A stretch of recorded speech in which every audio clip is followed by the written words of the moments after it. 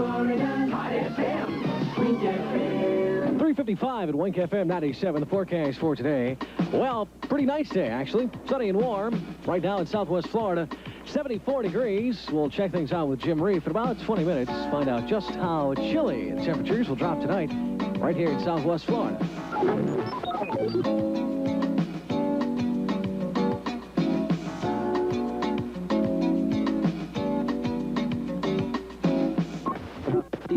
If you're planning on going fishing today or maybe boating, be sure and listen to WRCC's Maritime Report. It gives you helpful fishing and boating forecast every day, 7:30 each morning, 4:30 every afternoon. WINK FM Fort Myers and all of Southwest Florida. Wink FM 97.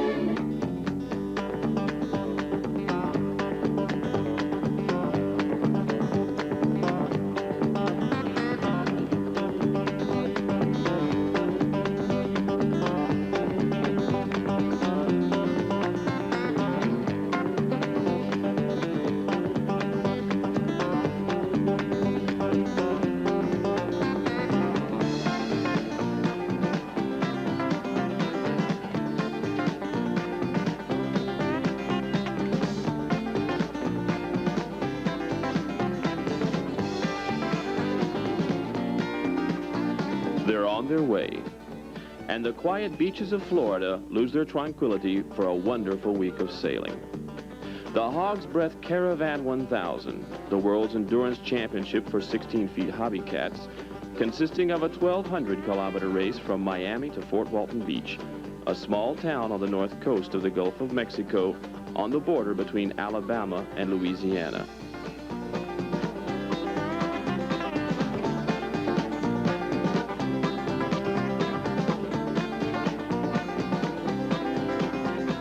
The 14 crews finished their reconnaissance trips. The race will be non-stop, sailing day and nights, and it's not always easy to see the checkpoints. Fortunately, radio antennas, lighthouses, and large buildings are there to help the contestants. On the beach at Key Biscayne, just south of Miami, the crews and their chase teams make themselves comfortable in their mobile homes. The concept of the race demands an important and highly mobile land-based logistics service. The Hog's Breath 1000 consists of 9 legs with checkpoints between each two, which will permit one of the 2 crew members in the boat to disembark, leaving his place to the 3rd member, who follows the boat with the chase team on shore. No single crew member is permitted to race more than 2 consecutive legs.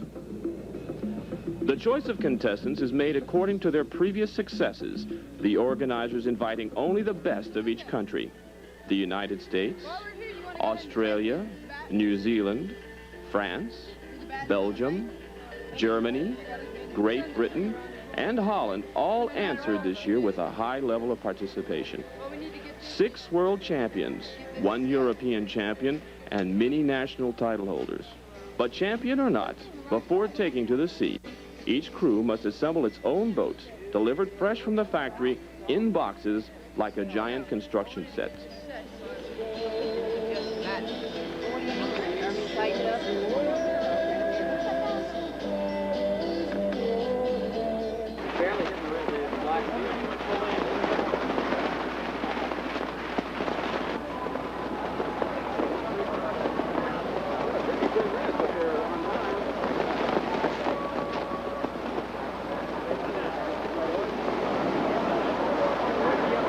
On the boat, you wear the life jacket with the stroke.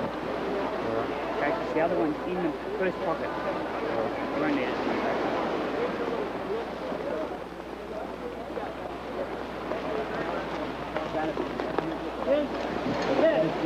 We're only 24 hours from the start, and the Hawaiian Dean Froome, 2-time world champion, is the first to get his boat in the water.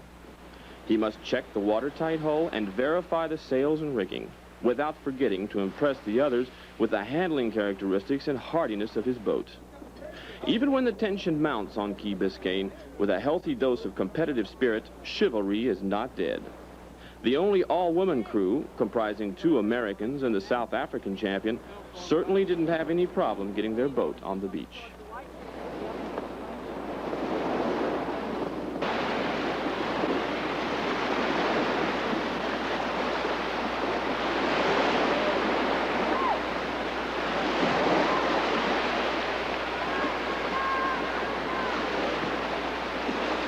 Get all the junk off the boat now. You don't have to wear the boys to go through.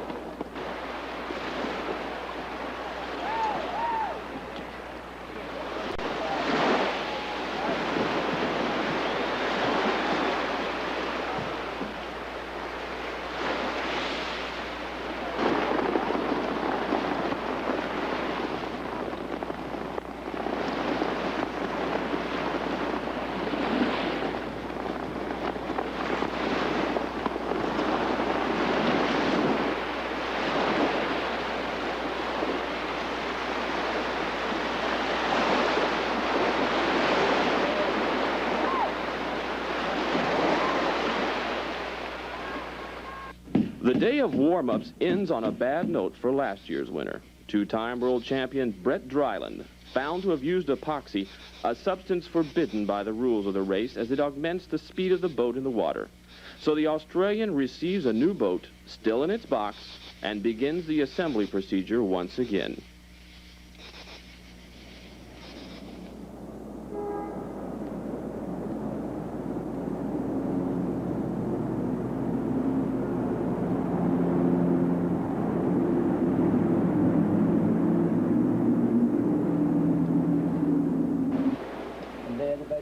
Monday, 7 o'clock in the morning. The Australian boat joins the others at dawn as Don Algie, the race director, places the starting line in relation to the tide. With only 20 minutes to the starting gun, the crews take time for some last-minute adjustments. Curious spectators line the balconies, and rock and roll takes over the beach. Pat Porter and Jeff Alter, two-time champion from the United States. Bill Sykes, five-time Hobby 16 champion from Australia. Andre Fabre, and at the rudder, the Australian from Hyères, Tony Laurent. Trevor Souvels, four-time champion of Great Britain. The European champion, Ian Lang, three-time winner in Holland, who takes time out for a photo session with his crew.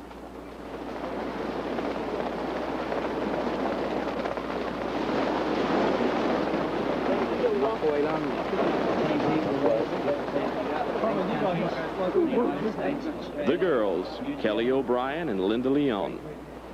France, West Germany, Belgium, Holland. And the German, Torsten Weissig, listening attentively to the drawing, which will award him 14th place on the starting line, downwind from all the other contestants. Sailors from around the world.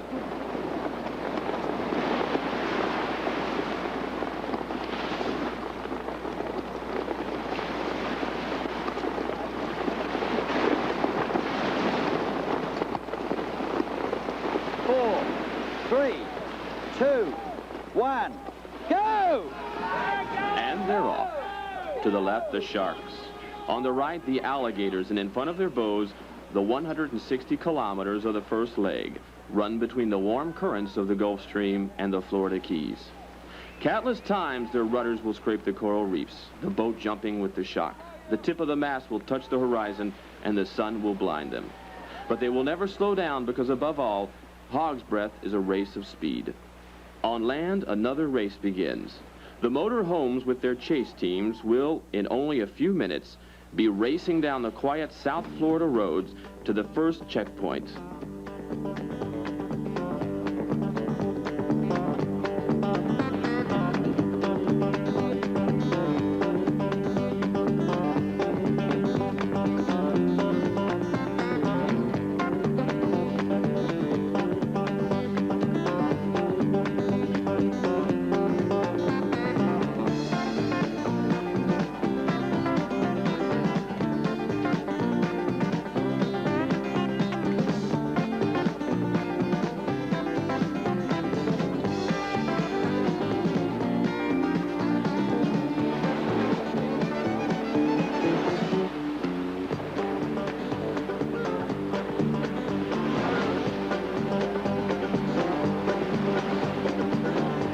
Hobby Alter, the inventor of the Hobby Cat, has come to support his family with a smile. His son Jeff is the first to arrive at Marathon Key to hand over the rudder to his other son, Hobby Jr. 6 hours and 36 minutes into the race, or an average of 14 knots per hour for their first leg. At the checkpoint, the boat never stops. The time spent on the beach is counted in the time of the race. The third crew member has the right and the obligation to help his fellow crew members pull the boat up onto the beach and to the finish line delineated by 2 flags. It is only at this time that the land-based team can participate in the maneuver, turn the boat to the starting direction, place a new bag of maps, and load the boat with protein food and high-energy drink for the next leg. They can at no moment cross the line, for if they do, the boat receives a 10-minute penalty. The best time for this maneuver? 4 seconds for the team of Brett Dryland.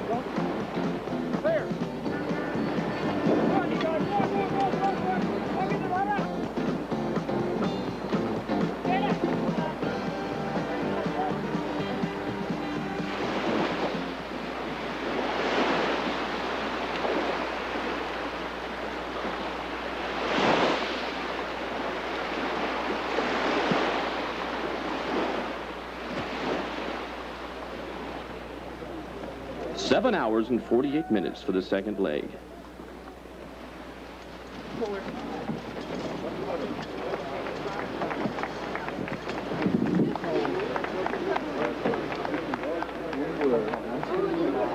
Andre Fabre at his arrival on Marco Island.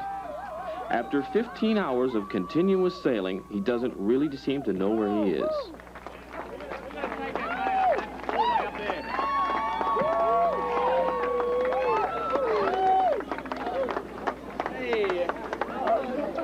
Buddy. Hey,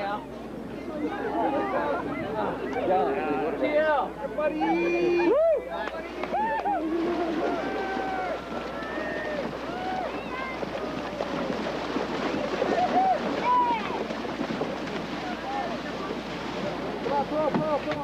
The chase crews now have great difficulty distinguishing the sails in the failing light.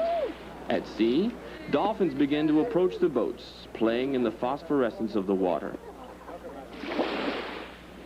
With all eyes on the stars to determine direction and position, all ears are straining to determine the origins of the strange sounds at sea. Meanwhile, on land, a welcome shower, a change of clothes, something to eat, and a quiet moment await those crew members who have just arrived, all while speeding to the next checkpoint. A few hours of sleep, a quick glance at the charts and timetables for tides and currents, and it's already time to reharness. The wait continues on the beach, rolled in blankets, ready to jump when the boats are sighted. And some vitamin-type fluids. Just whatever they feel like, chocolate bars or anything they want.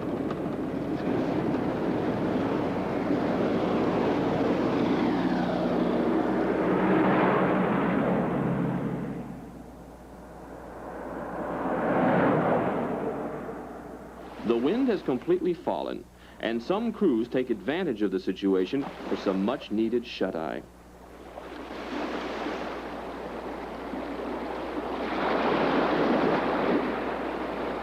Ian Bashford, however, remains vigilant for the slightest breeze in his sails.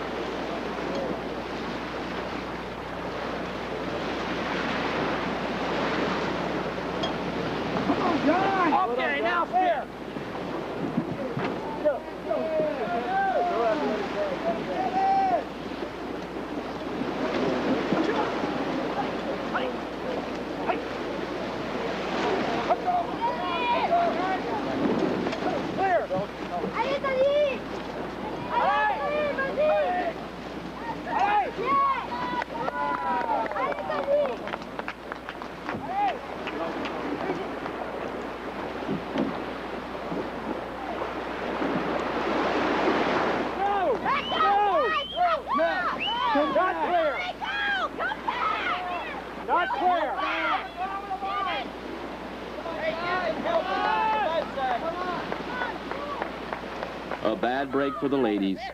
Their boat didn't cross the line, and they'll have to begin the maneuver again. Come on! Come on! Up the beach! Up the beach! Up the beach! Okay, clear! All right, go!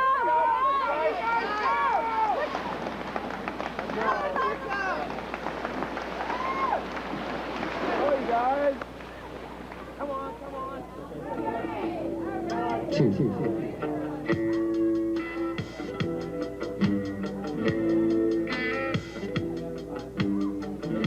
The life on land of some of the crew members and the chase team sometimes has its pleasanter moments. When the boats are late, everyone takes advantage of the end of a long day.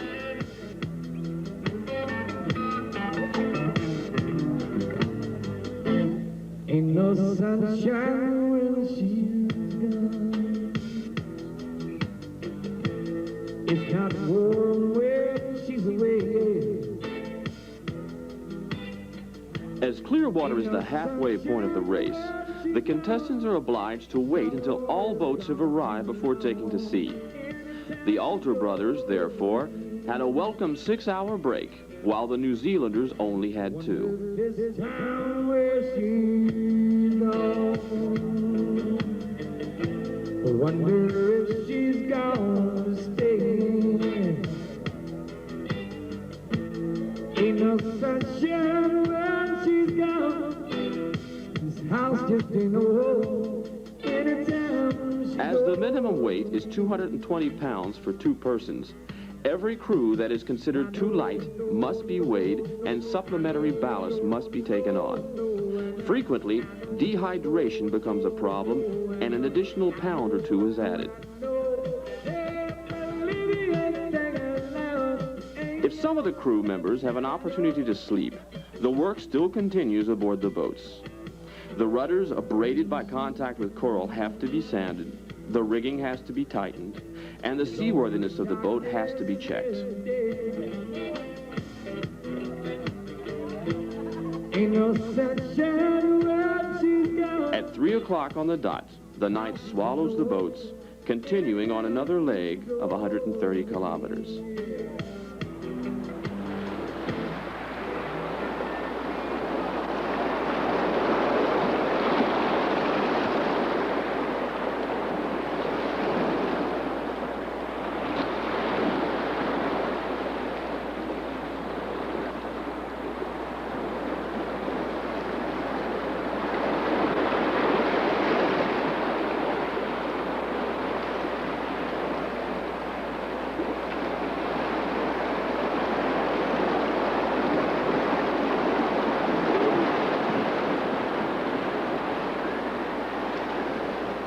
Cedar Key. It was here just last year that 9 boats were demasted by a tropical storm and required the assistance of the Coast Guard for their recovery. This year, however, the concern of the crews is trying to find the slightest breeze, scanning the sky in search of clouds that could indicate a freshening in the wind. Everybody else, next!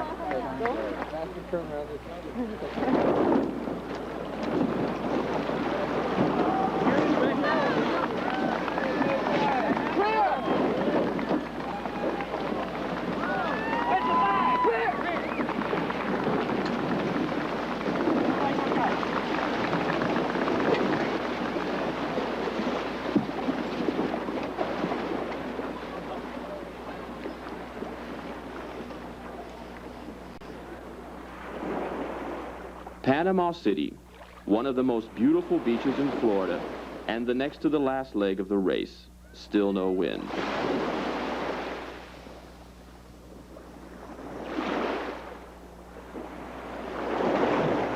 "89 hours into the race, with Bashford and Alter fighting for the lead. Only 3 seconds separate the two boats before the crew change. But even this far into the event, the final result of Hog's Breath is far from being certain. I love it.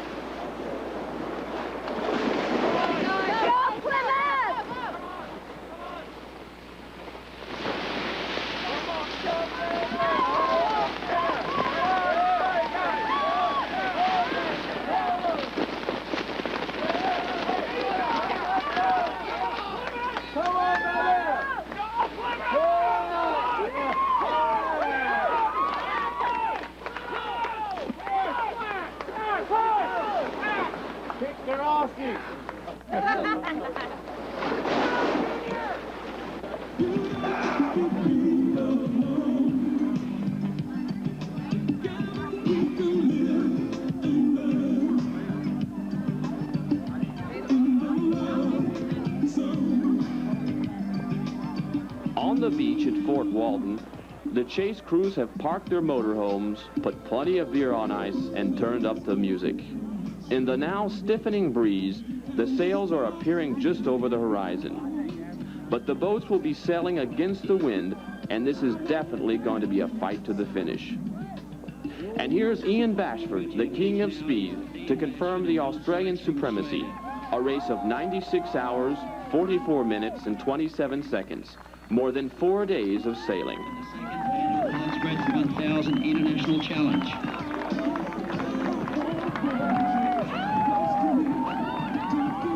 And 2 minutes and 7 seconds behind, the Alter brothers.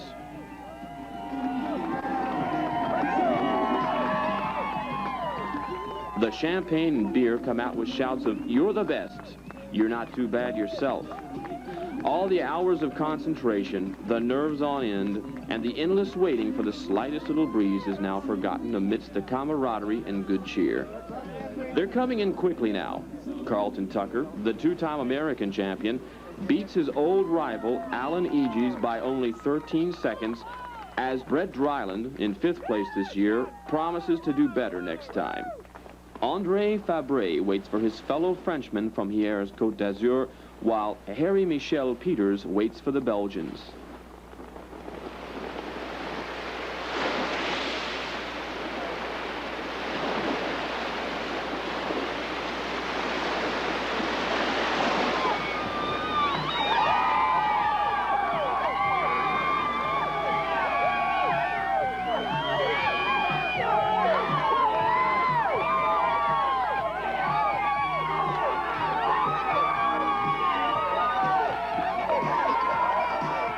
Kelly O'Brien comes in ahead of both the English and the New Zealanders, proving herself to be a first-class sailor flying the flags of Stars and Stripes.